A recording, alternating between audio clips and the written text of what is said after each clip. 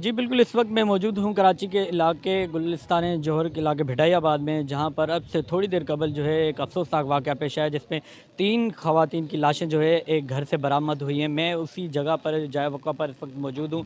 मेरे पीछे ये जो घर है, इसकी फर्स्ट फ्लोर पे जो इमारत है, मेरा कैमरा मैंने आपको दिखाया, तो इस पर यहाँ पर जो है वाक़या ये पेश आया, जिसमें 3 ख़वातीन की जो है लाशें बरामद हुई और 2 जो है उसमें ज़ख्मी थे। एक छोटी बच्ची थी, वो जो है उसमें ज़ख्मी हुई है, नंदनी नाम है जिसका। इसके अलावा अजय एक नौजवान था 14 साल, वो भी जो है ज़ख्मी हुआ है इसमें।